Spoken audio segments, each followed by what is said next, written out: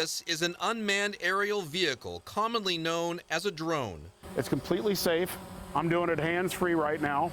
There's absolutely no way that I could crash it or fly into somebody. For hobbyists like Matthew Snyder, it's a stress reliever for me. He says it's the closest thing to flying a real plane without sitting in the cockpit. And I just have a great time doing it. Snyder owns more than 10 drones, including one with a laser pointer and a spotlight.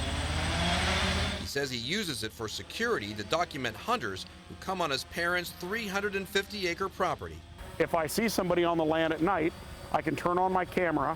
I can videotape the person at night because I have a high-intensity laser and actually pinpoint to them. 9 states have laws that regulate the use of drones, either by private citizens or law enforcement. Ohio is not one of them.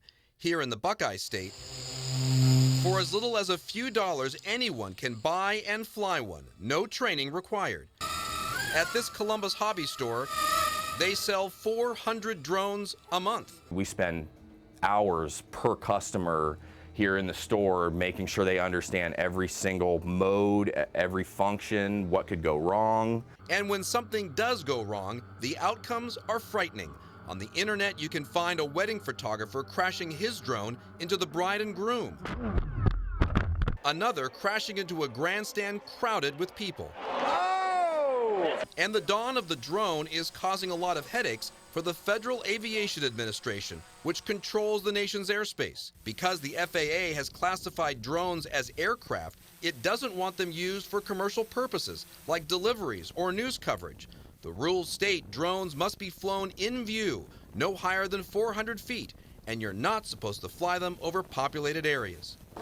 But that's not stopping people like Bernie Fernandez here in Columbus. You can capture about anything. His drone has flown over the mall at Easton, over crowds outside Nationwide Arena, and even the Horseshoe at Ohio State. Fernandez says he also helps commercial businesses improve their websites by flying over and shooting video of their property.